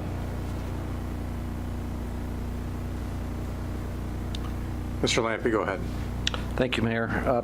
I share the concerns of Alder Davis, but I had a slightly different take. I did see this as explicitly a move toward some efficiency in our ability to go after opportunities with more authority and essentially being able to say yes to a lot of these opportunities earlier on. My one concern with how it's written in G is that there's an opportunity here for the council to come back and act on it within 30 days, but not necessarily an explicit mechanism that triggers this, again, for review by finance or the council or the appropriate body to actually automatically get this on somebody's agenda to approve at the appropriate level. So I would, and I don't know exactly what the best way to do here is, but I would suggest that we add appropriate language to automatically add anything that falls under provision G to the appropriate approval process within the city. Like the mayor will put it on the next council meeting once the grant's signed, something like that? Yes. Okay. Or are you looking for committee approval? Again, this is where I was not diving in as deep as Alder Davis. I know she has a lot more of this language, but I was looking for, all right, we're empowering the mayor to go out and be more proactive in negotiating or chasing after grant opportunities. Fantastic. How do we come back and make sure that that approval locks it in at the appropriate body rather than, as the ordinance states, essentially, we have to speak on this within 30 days, which there's a lot of opportunities to miss that. But if we put it up on the agenda, it's more likely, yes, we'll have an explicit approval of that as we move through. So Mr. Mayor, may I? Yeah, go ahead, Mr. Arnett. So the 3 steps are, mayor can execute a agreement that does not bind the city expenditure of funds, but then they have to report to council on that within 30 days. And then council, within 30 days of receiving that report, can reverse the action. But it's a 3-step, as outlined in here. If I'm reading it correctly, it's 3 steps. Mayor takes action, mayor reports to council on action taken, and then that starts the timer for council to be able to withdraw that action within 30 days. That's what I understood this to say. It's requiring for the mayor to report. Now, we could make it explicit and say, report at a council meeting, just to make it, but I suppose they could otherwise report it by email, I guess, but like, I'm not sure they could, because so it seems to me like that point is already there, because it is already requiring a reporting step to common council. And I do want to just make sure we're understanding. The letter G is talking about making grant applications. The mayor is authorized to do that without any committee approval for all grants, as long as they don't bind the city. That's different than what's in our policy right now. Our policy right now is that if the grant requires matching funds, it must have approval. And I think that's a big thing to consider. Here's why. Imagine that the mayor, and not you, Mayor Stocks, some mayor way down the road. Imagine that mayor finds a grant, thinks it's a great idea, goes for it, we get it, brings it back and says, we're going to get all this money. So now we've got the opportunity of having money. How will that be turned down? I think it's better to, on the front end, weigh the pros and cons. Should we get the money? What will we do? Is this our priority in the city of Watertown? Is this an initiative that is important to our community or not? That needs to be done on the front end. Besides, if we're talking about efficiency, it's not efficient to apply for a grant, be told you got it, and then turned down when it comes back to council. Or it's not efficient to go through this three-step process as laid out here. Go ahead, Mr. Arnett. Can I just get clarification? So what you're saying is under current rules, I'll actually say, I believe if I heard it correctly, the finance director. No, the mayor has authorization to sign these types of documents, but it's reviewed by the finance director and the treasurer for grants that do not require matching funds. Right. So as currently written in policy, the mayor can file a grant application. If it doesn't require matching funds. Or matching funds. True. So go ask for $1 million, no strings attached. We get the $1 million, and then council says we don't like that. Yep. That can happen right now. And it can happen, as you're pointing out, under this policy. True. Because this is essentially saying the same thing. For the first portion it is. Yeah, But it is okay. not saying the same thing because it does not delineate matching funds. It does not bind the city to it. I would agree. It says more than that. Because it says shall not bind the city to an expenditure of funds. No, That's a binding. wider definition than matching funds. I would say the binding means required, whereas a grant that will require matching funds is not binding. You could turn it down. So the language is not accurate there if it's saying what you think it's saying. I think it says what I think it I says. think it should be rewritten because it doesn't say that.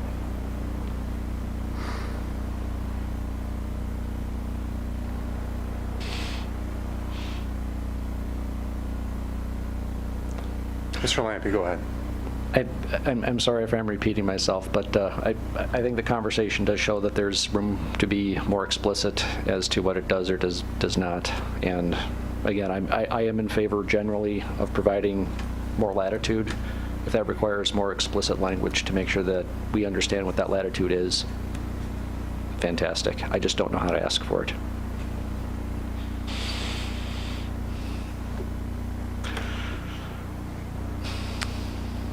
Okay. I think the idea is not to take a chance on losing any grant money. I wasn't expecting much conversation. I'll go back to Mr.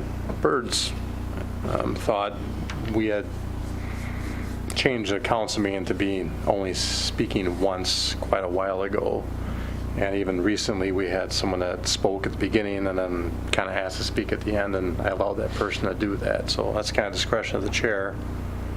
So to answer your concerns, Mr. Berg, that if somebody has legitimate concerns and I've let them go beyond their time limit as well, I can think of a school board president that's in this room that let me speak longer than 3 minutes too when I was talking about my classroom a little bit.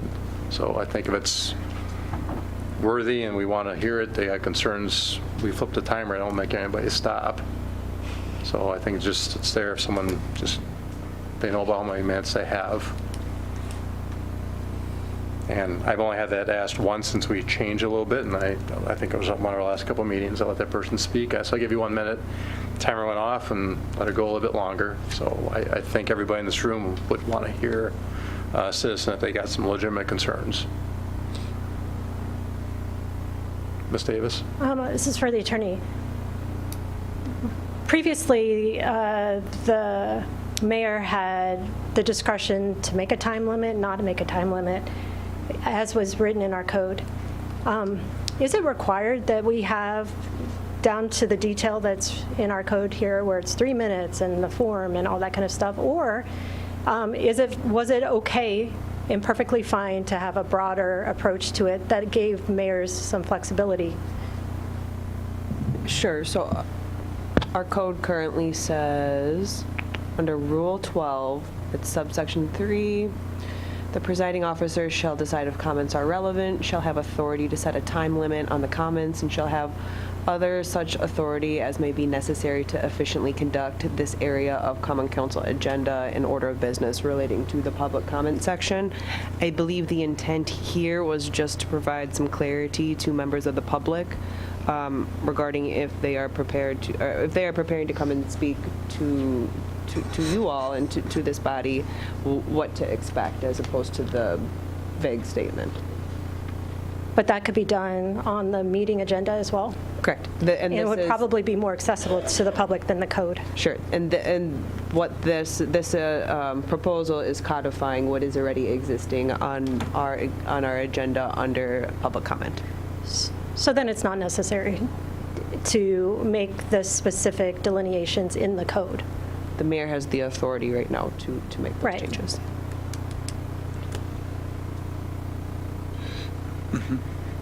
Mr. Smith. As it relates to the portions relating to speaking, it seems to me that this does encourage an openness and an orderliness, which is always a balance. It writes into the ordinance the opportunity for the presiding officer to limit areas where it appears that abuse is taking place. But the general subjective portion of this is to allow greater flexibility, more time if appropriate, speaking a second time if the presiding officer feels that is appropriate. It simply gives the presiding officer the tools to maintain an orderliness and allow for the circumstance where we have a number of individuals that are here to speak. I've not seen this type of discretion abused.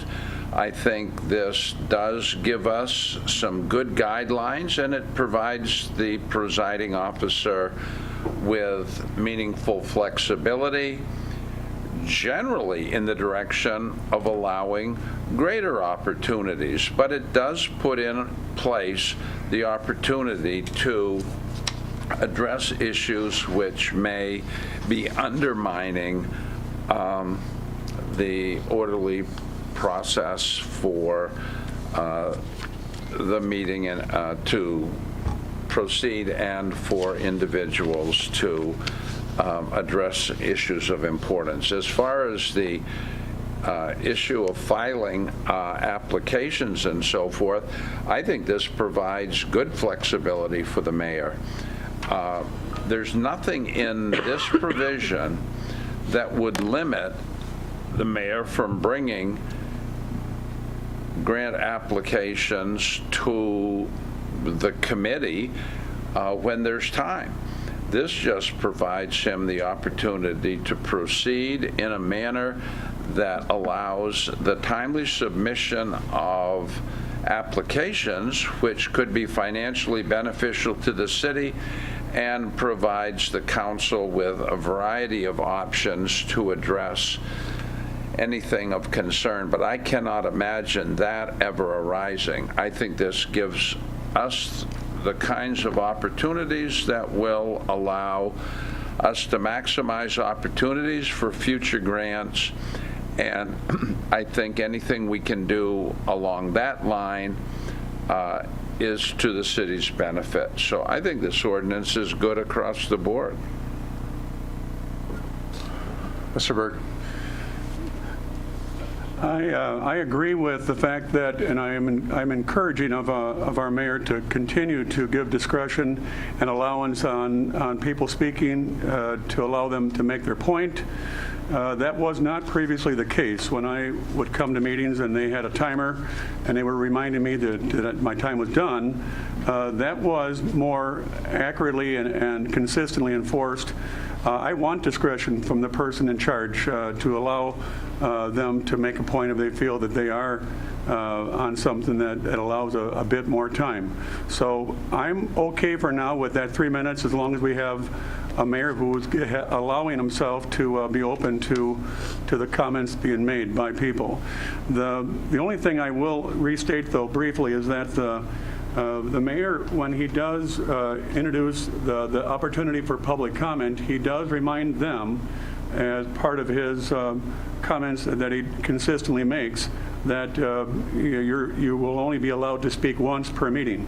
That again is inconsistent with the example that I gave earlier, and even though he's got that discretion, if he's stating consistently the fact that there's only one chance for public comment by that individual, then they're going to a meeting, watching the comment, and then making a comment at the end of the meeting would be not allowed if he had made a previous point under the first section of public comment. I think that sentence right there, members wishing to speak during the public comment section may only speak once per meeting. I don't see the value of it. I think we can see where there's abuse, and the mayor has every discretion, or the presiding officer has every discretion to enforce, and I'm confident that he will. So there's no benefit of that sentence in there, and I would make a motion to take it out for that reason. Okay, Ms. Berg, motion to take out members wishing to speak during the public comment. I'm sorry. Public comment section may only speak once per meeting. That one sentence. Okay. We have a motion to remove that sentence. Yes. Okay. Ms. Davis? Oh, Is that I'm sorry. I was on to my next thought, but I think we need a second. right? I'm looking for a second yet. Okay. Second by Mollenhauer. Okay. Discussion on that, taking that sentence out.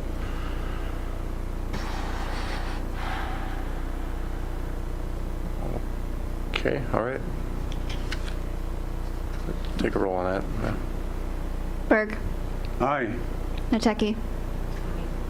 Blanky. Smith. No. Arnett. No. Hasse.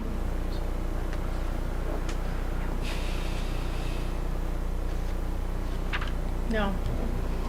Moldenhauer. Aye. Davis. No. Lampy. Motion failed.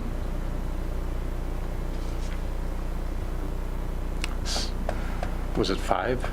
Civil 6. majority on that? It's 6? Okay, all right. All right, the sentence stays in. Okay, any more questions, comments? Ms. Davis? I'd like to make a motion for letter G, if I may. Okay. So for the sentence that says, "This shall be done on the conditions that such application shall not bind the city to an expenditure of funds," I think it would be helpful to match the wording that is in the policy. And so if we could say, "This shall be done on the condition that such applications do not require matching city funds," that then matches up with the policy and the policy manual. With the difference that the policy manual requires matching fund requests to go to the Finance Committee. Apparently, this ordinance would change that, and it would Would it come in council? Well, actually, it wouldn't change that. It would revert back to the policy manual. On what Right. about this? So then if we put the matching funds in there, I think I could support that. Okay, so you want to add it, So instead of, it's just changing the wording a little bit. I'm sorry, let me get back. with grants that do not require city funding? Is that what you? Matching city. Matching city funding? Or city funding of any type? For grants that do not require city matching funds is what the policy manual says. So add that, somehow a motion to add that. Anybody want to second that? I'll second that. Okay, we'll do a second by Nateki. Okay, so we're going to add that sentence somehow in there? Okay. Mr. Blanky, go ahead. So now, I think that actually loosens it slightly, because expenditure of funds, I took that to mean something similar to what Alder Arnett did. And that is, so an expenditure of funds, if there's a $25 filing fee, that's an expenditure of funds. That means the mayor can't do it on his own. Matching funds would be 5%, 10%, whatever it may be. So I think that changing it to matching funds makes this less restrictive rather than more. Do grants usually require a filing fee? Andrew? A filing fee, it requires the time of city staff. That would be an expenditure of funds, wouldn't it? I used filing fee of $25 because it was a simple example. This be, if there's any charge whatsoever, then we wouldn't be able to have any of them. I took this to mean that the mayor is the one doing it, not city staff. Oh. That's how I take this. The mayor is the one applying for the grant. City staff isn't filling it out because that would be an expenditure of funds. Execute applications, which would be the signing of. I could be wrong, though.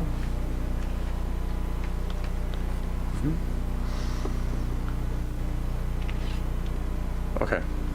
Anything else? I apologize. We had a motion. We had a second, right? You did. Okay. All right. We'll take a. Can you read the motion? The motion was that the mayor would only be authorized to apply for any grants that do not require any type of city funds. No, Mr. Mayor, there's a point of order. I don't believe that's what it is. So the I believe motion, to change that sentence to, this shall be done in conditions that such applications do not bind the city to matching funds. Matching funds. That's what I to change it to. Instead of it being expenditure of funds, to not bind the city to matching funds. Okay, I can go with that. I believe that is what Alder Davis was stating. Okay. If Alder Davis is fine with that change, and then the techies good on that second? Okay. We'll state matching funds. I'm assuming half and half then. Okay. Davis? Aye. Lampy?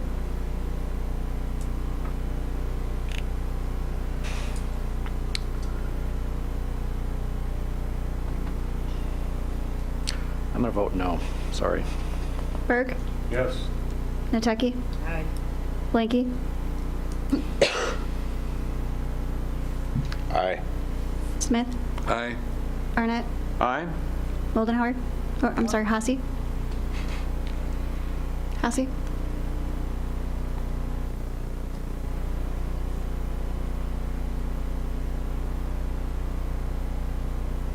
Aye. Moldenhauer? Aye. Motion carried. Okay. So we'll add a sentence about matching funds.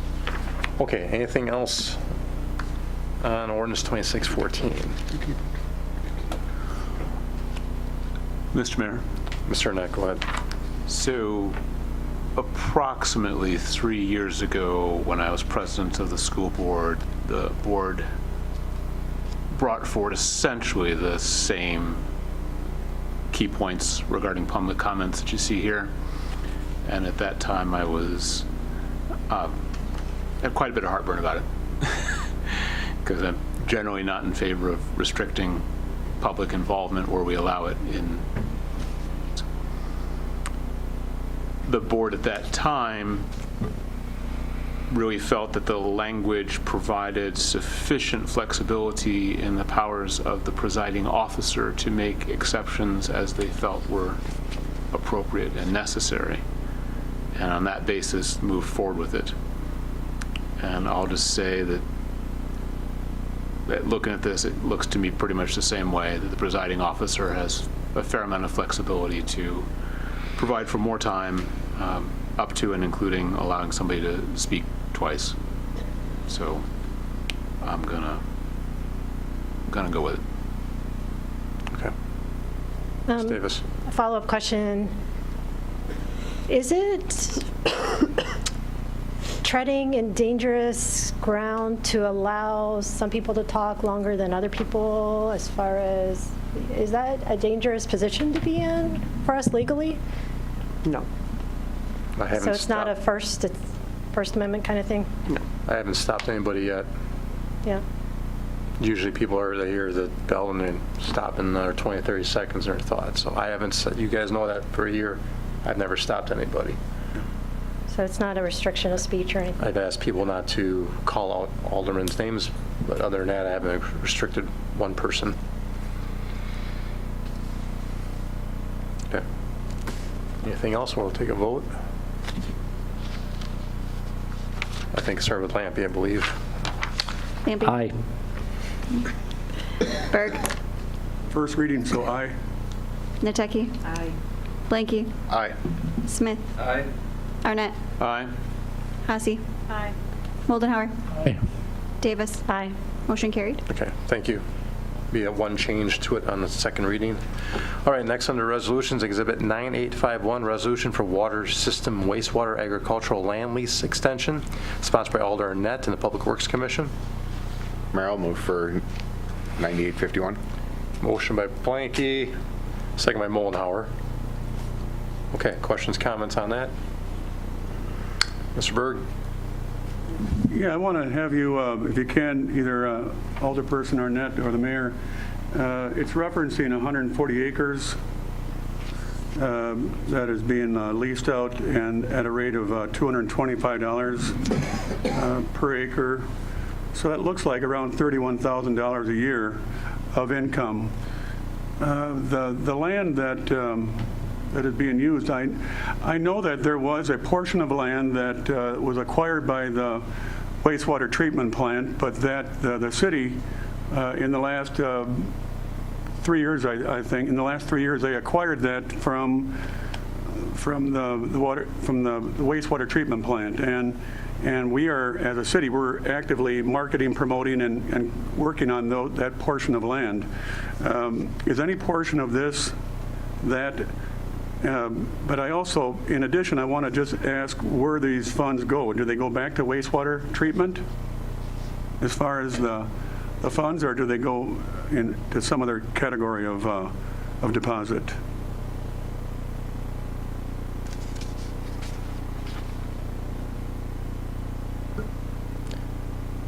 So it goes to wastewater. Good. And no, it does not involve the other land that you were speaking of. All right. Okay, anything else? Okay. Blanky. Aye. Smith. Aye. Arnett. Aye. Hasse. Aye. Moldenhauer. Aye. Davis. Aye. Lampy. Aye. Berg. Aye. Nateki. Aye. Motion carried. Okay, next Exhibit 9852, resolution for IT network and security upgrade project, sponsored by Alder Arnett and the Public Works Commission. So moved. Okay, we got a motion by Moldenhauer and a second by Lampy. Okay, questions, comments on 9852? I assume this is in the budget and it's funded. It's not a new. That is correct.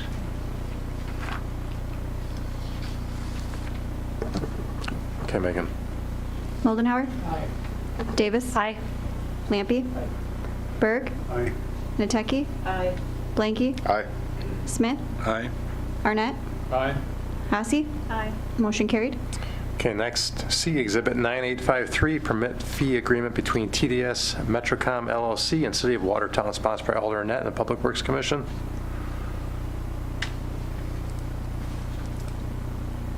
I'll move for Resolution 9853. Motion by Blanky. I'd like for Bartz and Wetzel to do all of them this time again, but I'll second. okay, second by Arnett. Okay, questions, comments on 9853? Mr. Berg? This is a very important type of infrastructure improvement that's being proposed for implementation. I'm glad that TDS is involved. I saw them in a building in Watertown, and they moved out of that building. Not sure what their status was as far as being part of our city, but I'm glad to see that they're involved and that they're part of this proposal.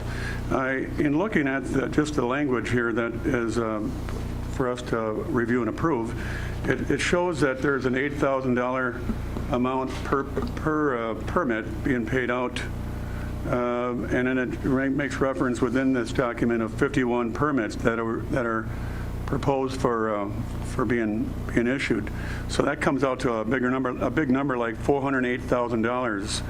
So again, this and it is offset by language that you've shown in your resolution, where the city has retained Short Elliott Henderson to assist with permit review, and that their services are fully reimbursed. So that's good language that was put in for the city to get reimbursed back. But it still is this amount of payout. Is that all the kind of numbers that we were expecting? So just to clarify, the permits we're speaking here, TDS is laying fiber optic service throughout the city. As a result of that work, they have to secure a wide number of permits, not from us for this necessarily. This is other permit work that they need to do, primarily at state and also federal level. We, as a municipality, have a right to inspect the work, and we have to do certain work related to those permit applications that TDS is making. TDS is fully reimbursing us for our expenditures on behalf of this work. That's what's occurring here. How many permits for the city are you aware of, Mr. Arnett? I'm not sure how many of these actually have to deal with the city. It's, again, predominantly state and federal. And so this isn't a matter of them paying us permit fees. What they're paying in permit fees is not about this at all. This is about what expenses they're prepared to cover on our behalf for each of those permits.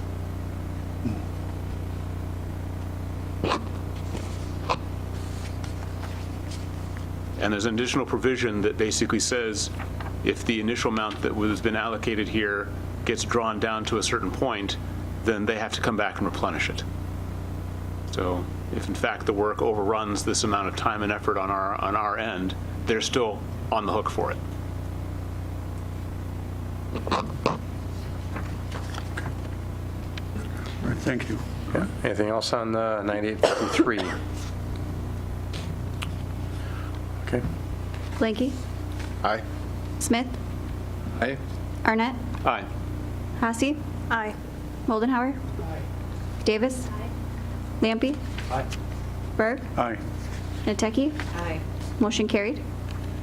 Okay, next, Exhibit 9854, award West Side Creek System Assessment to McMahon Associates Incorporated for $122,142, sponsored by Alder Arnett and the Public Works Commission. I'll move for that one. Okay. Motion by Arnett. I'll second it. Second by Berg. Thank you. Okay. Questions, comments on 9854? Okay. Arnett. Aye. Hassy. Aye. Moldenhauer. Davis. Lampy. Aye. Berg. Aye. Nateki. Aye. Blanky. Aye. Smith. Motion carried. Okay, thank you. Next, Exhibit 9855, resolution to update 2026 payroll resolution to add facilities maintenance technician to municipal building grade 130, sponsored by myself and the Finance Committee. I'll move for adoption. Okay, motion by Berg, second by Smith. Okay.